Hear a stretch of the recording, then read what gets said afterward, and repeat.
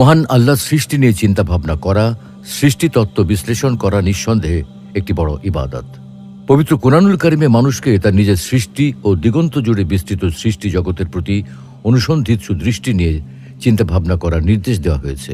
ফলে আল কোরআনের অনেক আয়াতে মহাবিশ্বের সৃষ্টি সম্পর্কে কিছু বিস্ময়কর তথ্য বর্ণনা করা হয়েছে, যার মধ্যে অন্যতম হল আসমান তথা মহাকাশ বিষয়ক তথ্য। তাই আজকে আমরা পবিত্র কোরআন ও আধুনিক কসমোলজির আলোকে 7 আসমান সৃষ্টি এবং এগুলোর অবস্থান নিয়ে বিস্তারিত আলোচনা করব ইনশাআল্লাহ। সুপ্রিয় দর্শক, কোরআনুল কারিমে আল্লাহ তাআলা আসমান সম্পর্কে একাধিক বিস্ময়কর সত্য বর্ণনা করেছেন, যেমন মহাকাশ কক্ষপথ বিশিষ্ট।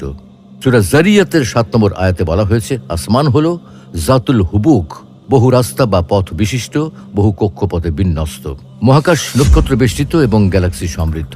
সূরা সফফাতের 6 নম্বর আয়াতে আসমানকে বহু নক্ষত্র দ্বারা তাজিন বা সাজিয়ে রাখার কথা বলা হয়েছে। আবার সূরা ফুরকানের 61 নম্বর আয়াতে মহাকাশে অসংখ্য বুরুজ বা গ্যালাক্সি স্থাপন করার কথা বর্ণনা করা হয়েছে। সম্প্রসারণশীল মহাকাশ, সূরা যারিয়াতের 47 নম্বর আয়াতের বিবরণ মতে আসমান হল মুসিয়াউন, সম্প্রসারণশীল, যা প্রতিনিয়ত বিস্তৃত হয়ে চলেছে। মহাকাশের নক্ষত্রগুলোর মধ্যবর্তী দূরত্ব বেড়ে চলেছে। 1929 সালে এডউইন হাবল প্রমাণ করেন মহাকাশ ক্রমাগত সম্প্রসারিত হচ্ছে, গ্যালাক্সিগুলো একে অন্যের থেকে দূরে সরে যাচ্ছে, অথচ সৌরজগতের গ্রহগুলো নিজ নিজ কক্ষপথে রয়েছে। প্রিয় দর্শক, একটু ভাবুন তো, সম্প্রতি সর্ববৃহৎ মহাকাশ গবেষণাকারী প্রতিষ্ঠান নাসা আবিষ্কার করতে সক্ষম হয়েছে ভূপৃষ্ঠের পরিধিক্রমে সংকুচিত হচ্ছে এবং মহাকাশের পরিধিক্রমে বিস্তৃতি লাভ করছে। চাঞ্চল্যকর এই তথ্যে অনেকেই চোখ কপালে তুলেছিল, অথচ আজ থেকে 1500 বছর আগে মরুভূমির বালুতে দাঁড়িয়ে আল কোরআন থেকে এই তথ্য সরবরাহ করেছিলেন আমাদের প্রিয় নবী মুহাম্মদ সাল্লাল্লাহু আলাইহি ওয়াসাল্লাম। অবশ্য আল কোরআন আসমান বিষয়ে শুধু এই কয়েকটা তথ্য পরিবেশন করেই ক্ষান্ত হয়নি, বরং আরও কিছু চমকপ্রদ তথ্য বর্ণনা করেছে। যেমন আল্লাহ তাআলা আসমানকে খুঁটিহীন অবস্থায় সৃষ্টি করেছেন, আসমানকে সুদৃঢ় ছাদরূপে সৃষ্টি করেছেন এবং তাতে নিশ্চিত করেছেন নিরাপত্তা। তবে এসব বিষয়ে যেহেতু আজকের মূল আলোচ্য বিষয় নয়, তাই এখন এগুলো নিয়ে আর কিছু বলতে চাই না। পরবর্তীতে এগুলো নিয়ে বিস্তারিত আলোচনা করবো ইনশাআল্লাহ। আল কোরআনের বর্ণনায় 7 আসমান। প্রিয় দর্শক, এতক্ষণে ভূমিকা থেকে আমরা দেখছি আল্লাহ রাব্বুল আলামিন আসমানকে বহু বৈশিষ্ট্যে সমৃদ্ধ করে সৃষ্টি করেছেন। এর মধ্যে অন্যতম বৈশিষ্ট্য হল একাধিক আসমান সৃষ্টি, অর্থাৎ আল্লাহ তাআলা একটি মাত্র আসমান সৃষ্টি করেননি, বরং তিনি সৃষ্টি করেছেন একাধিক আসমান। কিন্তু প্রশ্ন হলো, তিনি কতটি আসমান সৃষ্টি করেছেন এবং সেগুলো কোথায় অবস্থিত? এ ব্যাপারে স্বয়ং আল্লাহ রাব্বুল আলামিনের ঘোষণা, হুয়াল্লাযী খালাকা লাকুম মা ফিল আরদি জামিআন সুম্মা ইসতাওয়া ইলাস সামাই ফাসাওয়াহুন্না সাবআ সামাওয়াত ওয়া হুয়া বিকুল্লি শাইইন আলীম।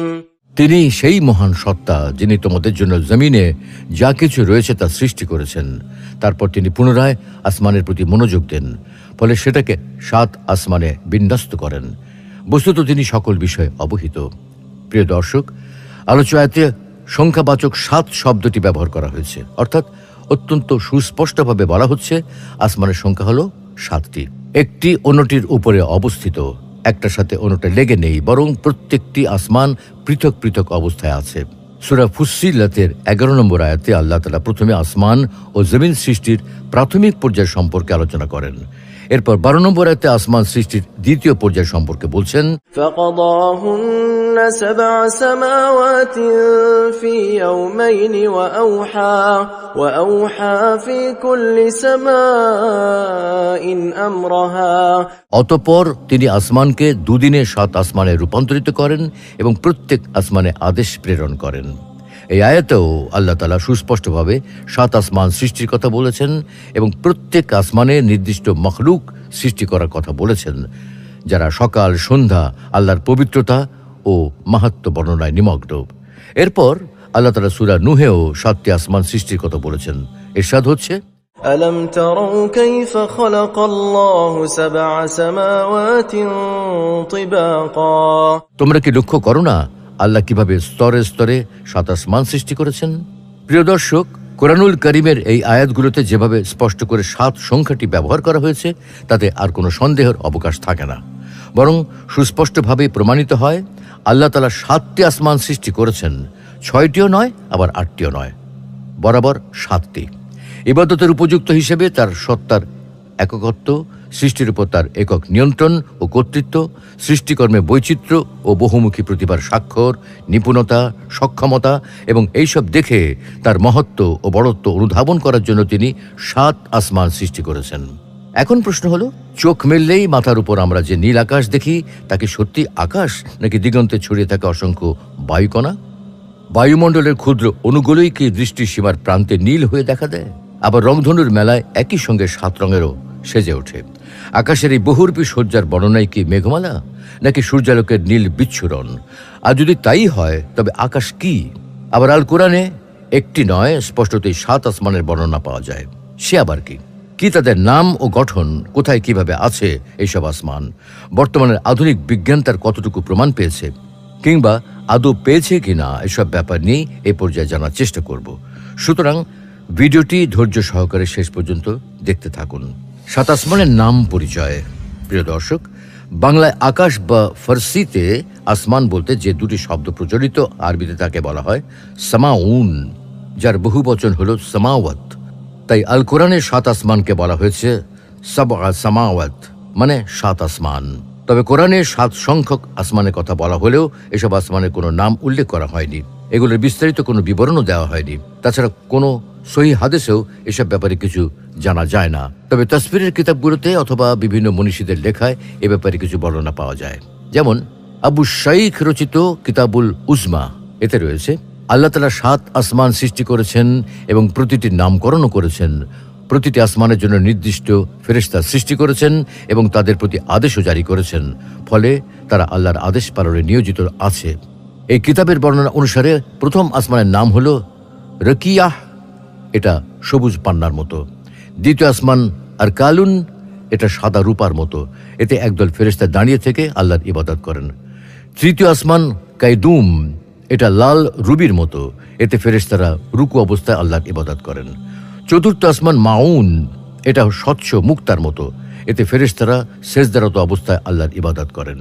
পঞ্চম আসমান রাইউন, এটা দেখতে উজ্জ্বল স্বর্ণের মতো, এতে ফেরেশতারা ভীত সন্ত্রস্ত হৃদয়ে ক্রন্দনরত অবস্থায় আল্লাহর ইবাদত করেন।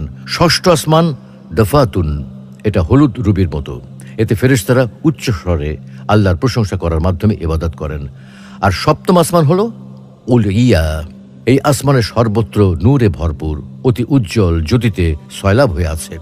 জালালউদ্দিন সুয়ুতি রহমতুল্লাহ আলাইহে আর দুররুল মনসুরে উল্লেখ করেছেন, কারো কারো মতে প্রথম আসমান হলো অন্ধ তরঙ্গের মতো, দ্বিতীয়টি সাদা মরমরের মতো, তৃতীয়টি লোহা, চতুর্থটি তামা, পঞ্চমটি রূপা, ষষ্ঠটি স্বর্ণ, সপ্তমটি লাল রুবি এবং তার উপরে রয়েছে নূরের দিগন্ত। এর উপরে কি রয়েছে তা আল্লাহ ছাড়া কেউ জানেন না। প্রিয় দর্শক, এতক্ষণ আসমানের নাম পরিচয় সম্পর্কে যেসব বিবরণ উল্লেখ করা হয়েছে, এগুলো মূলত 7ম খ্রিস্টাব্দের কোনো কোনো ব্যক্তি বিশেষের বর্ণনা। তারা আল্লাহর কথার উপর নিশ্চিত বিশ্বাস পোষণ করতেন। আল্লাহ তাআলা যেহেতু 7 আসমান সৃষ্টির কথা বলেছেন এবং তাতে তার আদেশ জারি করার কথা বলেছেন, তাই কেউ কেউ আয়াতের ব্যাখ্যার মধ্যে সমনের সৃষ্টির জন্য ইসরায়েলি রেওয়াতের সূত্রে এইসব কথা বর্ণনা করেছেন। ইসলামের দৃষ্টিতে এগুলো কোনো নির্ভরযোগ্য ভিত্তি নেই। অনেকে আবার বায়ুমণ্ডলের স্তরকেও 7 আসমান বলে ব্যাখ্যা করার চেষ্টা করেছেন, অর্থাৎ troposphere, stratosphere, ozonosphere, mesosphere, thermosphere, ionosphere এবং এক্সোস্ফিয়ারকে 7 আসমান বলে ব্যাখ্যা করতে চেয়েছেন। তবে বাস্তবে বায়ুমণ্ডলের স্তর যেহেতু 7টি নয় বরং 5টি, তাই এই ব্যাখ্যা গ্রহণযোগ্য নয়। এখন কথা হলো, 7ম শতাব্দীতে না হয় মহাকাশ সম্পর্কে জানার মতো কোনো উন্নতি যন্ত্রপাতি ছিল না, এমনকি টেলিস্কোপ পর্যন্ত ছিল না। কিন্তু বর্তমানে তো বিজ্ঞান প্রযুক্তি অনেক অগ্রগতি অর্জন করেছে, তাহলে এখন 7 আসমানের ব্যাখ্যা কি হবে? এ ব্যাপারে বিজ্ঞান কি আবিষ্কার করতে পেরেছে? 7 আসমানের বৈজ্ঞানিক ব্যাখ্যা। প্রিয় দর্শক, 7 আসমানের বৈজ্ঞানিক ব্যাখ্যা যাওয়ার আগে কিছু বিষয় ক্লিয়ার করা দরকার। বিজ্ঞানের অগ্রযাত্রায় এখন আমরা পৃথিবী আর আকাশে সীমাবদ্ধ নই, বরং আমরা পৌঁছে গেছি বিশ্ব থেকে মহাবিশ্বে, মহাকাশে, মহাশূন্যে। আধুনিক বিজ্ঞানের দৃষ্টিতে চোখ মেললেই যে আকাশ দেখি সেটা আকাশ নয়। বস্তুত আকাশ বা মহাকাশের নিজস্ব কোনো রং বা বর্ণ নেই। এটা সূর্যের আলোর নীল বিচ্ছুরণ, যার নিচে মেঘেরা ভেসে বেড়ায়। তাই বায়ুমণ্ডলের ক্ষুদ্র অণুগুলোই দৃষ্টিসীমার প্রান্তে নীল হয়ে দেখা দেয়। আবার রংধনুর সময় একই সঙ্গে 7 রঙে সেজে ওঠে। সুতরাং আমরা খালি চোখে যা দেখি তা মোটেও আকাশ বা আসমান নয়, এটি মহাশূন্য। মহাশূন্য অসীম, এটা ছড়িয়ে রয়েছে ছোট বড় অসংখ্য গ্রহ, উপগ্রহ, নক্ষত্র, ছায়াপথ, গ্যালাক্সি এবং কৃষ্ণগহ্বর ইত্যাদি, যাকে এক কথায় বলা যায় স্পেস বা মহাশূন্য। কিন্তু কোরআনের ভাষ্য মতে প্রথম মহাশূন্যের পর রয়েছে প্রথম মহাকাশ, তারপরে দ্বিতীয় মহাশূন্য এবং তারপর তৃতীয় মহাকাশ। এভাবে বিশাল এক একটা মহাশূন্যের পর এক একটা মহাকাশ, এভাবে সপ্তম মহাকাশ বা আসমান। আধুনিক বিজ্ঞান এখনো পর্যন্ত যা আবিষ্কার করেছে তা হয়তো প্রথম মহাকাশ বা মহাবিশ্বের উপাদান মাত্র, এবং এই মহাবিশ্বের সীমানা বিশাল, অসীম, অনিঃশেষ, অকল্পনীয়। ধরুন আপনি যেখানে বসে এই ভিডিও দেখছেন সেটা পৃথিবী নামক গ্রহের একটি অতি ক্ষুদ্র অংশ, যার তুলনায় পৃথিবী অনেক বড়। কত বড় তা চিন্তা করাও কঠিন, কারণ পৃথিবীর মাত্র 29 ভাগে রয়েছে 2 শতাধিক দেশ, পাহাড়, বনভূমি, মরুভূমি, মালভূমি, সমতল ভূমি। বাকি 71 ভাগে রয়েছে পানি আর পানি। এই পৃথিবীকে আলো দেওয়া ছোট্ট সূর্যের দিকে যখন তাকাই তখন কি ভাবতে পারি সূর্যটা কত বড়? বিজ্ঞান বলছে সূর্য পৃথিবীর তুলনায় 13 লক্ষ গুণ বড়। পৃথিবী থেকে যার দূরত্ব হলো 149.77 মিলিয়ন কিলোমিটার বা প্রায় 15 কোটি কিলোমিটার। আবার সূর্য কেবল একটি মাত্র স্টার বা তারা, যাকে কেন্দ্র করে ঘুরছে পৃথিবী, মঙ্গল ও বৃহস্পতির মতো গ্রহ এবং তাদের উপগ্রহ। সূর্যের পর পৃথিবীর নিকটতম তারা হলো প্রক্সিমা সেন্টারাই, তারপর আলফা সেন্টারাই এ, আলফা সেন্টারাই বি, এমন করে ইটা ক্যারিনা, পেটেলজিউসের মতো অসংখ্য তারকা। পেটেলজিউস সূর্যের তুলনায় 33 কোটি গুণ বড়। এরকম কোটি কোটি তারকা নিয়ে আমাদের গ্যালাক্সি মিল্কি ওয়ে গঠিত। মিল্কি ওয়ে গ্যালাক্সির সবচেয়ে কাছের গ্যালাক্সির নাম অ্যান্ড্রোমিডা। যদি আলোর গতিতে যাওয়ার মতো কোনো স্পেসশিপ আবিষ্কার করা যায় তাহলেও সেখানে পৌঁছাতে সময় লাগবে 2.5 মিলিয়ন 25 লক্ষ আলোকবর্ষ, যা মানুষের কল্পনারও অতীত। মহাশূন্য এরকম লক্ষ কোটি গ্যালাক্সি রয়েছে, যা মহাশূন্যের মাত্র 4%। এছাড়া আমরা কেবল 4 মাত্রার জিনিসই দেখতে পাই: দৈর্ঘ্য, প্রস্থ, উচ্চতা এবং সময়ে বিশিষ্ট বস্তু দেখতে পাই। এর বেশি মাত্রার বস্তু দেখি না। অথচ মহাশূন্যে ডার্ক ম্যাটারও আছে, যা মহাশূন্যের 96%। আবার ডার্ক ম্যাটারের মধ্যে 6 মাত্রার ডার্ক ম্যাটার রয়েছে। এই সব কিছুকে মিলিয়ে যে মহাবিশ্ব তাকে বলা হয় অবজারভেবল ইউনিভার্স বা পর্যবেক্ষণযোগ্য মহাবিশ্ব। তাই বলা যায় 7 আসমান খুঁজে পেতে হলে একদিকে যেমন অবজারভেবল ইউনিভার্স সম্পর্কে ভালোভাবে জানতে হবে, তেমনি অবজারভেবল ইউনিভার্সের বাইরে সম্পর্কেও জানতে হবে। এ বিষয়ে কিছু হাইপোথিসিস রয়েছে, যার মধ্যে সবচেয়ে বিখ্যাত হলো মাল্টিভার্স থিওরি, যেখানে বলা হয় আমরা যে মহাকাশ দেখতে পাই এই মহাকাশের মতো আরও মহাকাশ রয়েছে, যা কসমিক মেমব্রেন বা মহাজাগতিক পর্দায় ভেসে বেড়াচ্ছে। এই মেমব্রেনগুলো নিয়ে ক্লাস্টার গঠিত হয়েছে, যেখানে প্রতিনিয়ত বিগ ব্যাং হয়ে চলেছে, অর্থাৎ সেখানে মহাবিশ্ব তৈরি হচ্ছে আবার ধ্বংস হচ্ছে। এটা আসলে খুব জটিল একটা থিওরি। মাল্টিভার্স থিওরি থেকে আরও কিছু ধারণা পাওয়া যায়, যেমন আমাদের মহাকাশের মতো আরও মহাকাশ রয়েছে, যাদেরকে প্যারালাল ইউনিভার্স বলা হয়। সেগুলোকে আমাদের মহাকাশেরই হুবহু নকল রয়েছে।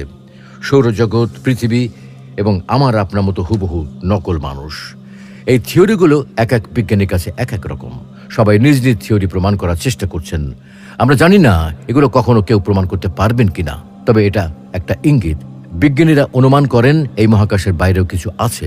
হতে পারে আল্লাহ 7 আসমান বলতে মহাকাশের বাইরে আরও 7টি স্তরকে বুঝিয়েছেন, যার বিস্তৃতি আমরা কল্পনাও করতে পারবো না। অথবা এমনও হতে পারে এইসব প্যারালাল ইউনিভার্স নিয়েই প্রথম আকাশ। এ বিষয়ে এখনও তেমন কিছু বলা যায় না।